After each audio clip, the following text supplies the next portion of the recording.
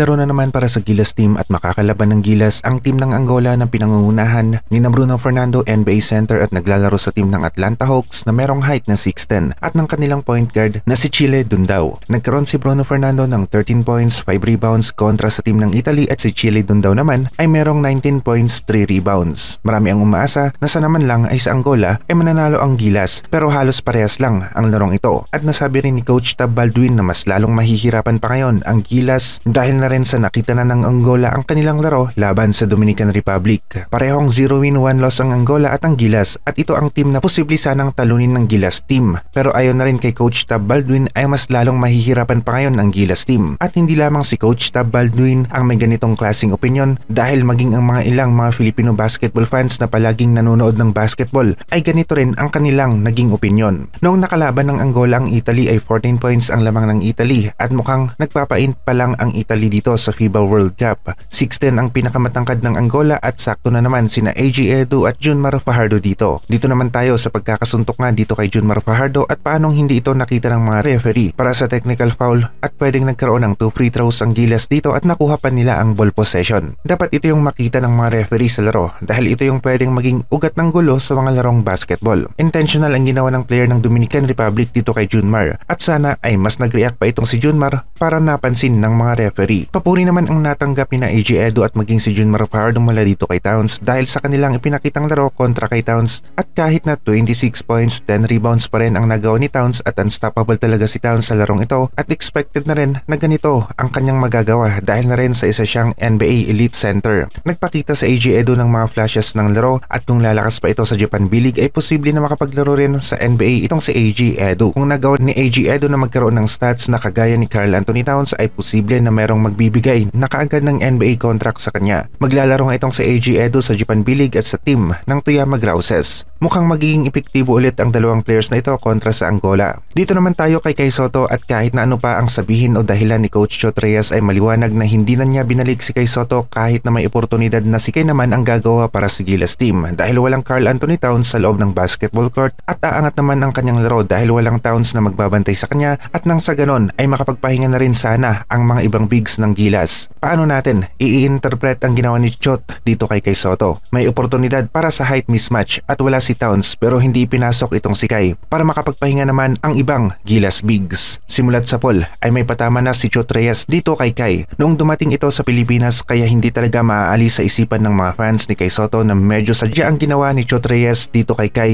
at dahilan na lamang ang 2 fouls dahil baka nga naman ma-foul out si Kai Sotto kapag nakatatlong foul ito at parang ito ang ibig sabihin ni Chot Reyes. 2 fouls pero ang tingin ni Chot Reyes ay ma-foul out si Kai kapag nakatatlong foul ito. Kitang-kita na may gustong palabasin si Chot laban dito kay Kai. Isa na dito yung mananalo sana ang Gilas kahit walang Kai Sotto. Halatang nangangatwiran na lamang itong si Chot kaya naman marami sa mga fans ang nagsasabi na umupo na lang si Kai kontra sa Angola dahil ito talaga ang maliwanag na gustong gawin ni Chot Reyes dito kay Kai Sotto at wala na rin lang. Manipis ang chance natin na manalo kontra sa Italy at ito yung katotohanan. At kitang-kita naman laban sa Dominican Republic na may goal talaga si Chot para dito kay Kai Sotto. Ang huwag itong paglaruin. Mas mainam rin na kung ano ang sinimula ni Chot na rotation ay yun na ang kanyang gagamitin dahil na rin sa sigurado na medyo malamig si Kai kapag ginamit niya ito laban sa Angola at pwede na walang kumpiyansa ang bata natin dahil maling-mali talaga ang ginawa sa kanya ni CCR. Ang isa pa ay mababa na talaga ang chance ng Gilas na makapasok sa second round dahil sa ang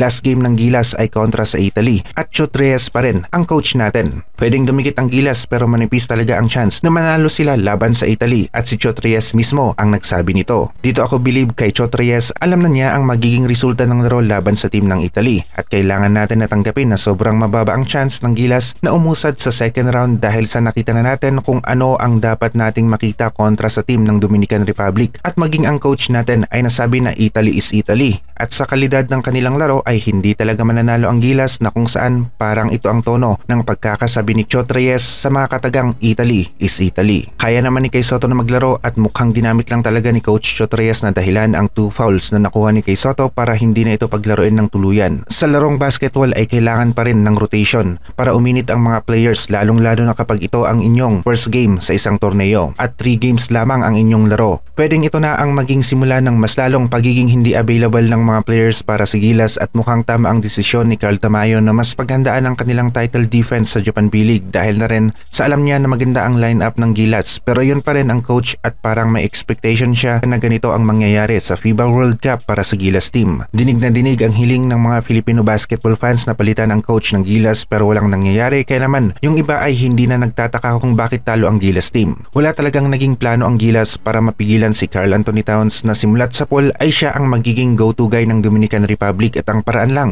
para mapigilan ang player na ito ay atakihin ang kanyang depensa at ma-foul out siya sa laro na kung saan ito sana ang naging target ng Gilas team. Marami ang nagsasabi na ito na ang best lineup ng Gilas pero mukhang ang coach ang nagiging problema dahil na rin sa hindi kinonsidera ni Chot Reyes ang situations na malalagay sila sa alanganin kagaya ng pagkaka-foul out ni Jordan Clarkson tapos dikit ang laban sa huling minuto ng laro. Wala sa isip ni Chot Reyes bago magsimula ang laro na malalagay sila sa ganitong klaseng sitwasyon kaya naman hindi na nila alam ang kanilang gagawin noong nandun na sila sa ganong klase ng sitwasyon. Walang Jordan Clarkson sa last crucial minutes ng laro at dikit na dikit ang score. Alam na alam ni Chot Reyes ang resulta ng laro kontra sa team ng Italy at gusto nating sabihin na manalo sana ang Gilas sa game na ito pero malabo talaga dahil na rin sa kitang-kita ang limitasyon ng Gilas laban sa Dominican Republic. Ang isa pa ay si Fontecho na katim ni Clarkson sa Utah Jazz ay player ng Italy at may ideya ito sa laro ni Clarkson na kung saan na-experience na niya sa kanilang practice sa Utah Jazz mismo kung paano gumalaw itong si Jordan Clarkson. Maging si Clarkson naman ay alam ang laro ni Fontecho pero mas magaling na team ang Italy at mas marunong ang kanilang coach kumpara sa atin. Maging ako man ay gusto kong manalo ang Gilas pero mas madali kung mag-stick tayo sa kung ano ang nagagawa ng isang basketball team sa laro na kagaya ng Italy. 14 points ang kalamangan ng Italy kontra sa team ng Angola at sigurado na mahihirapan tayo sa team ng Angola ngayong araw.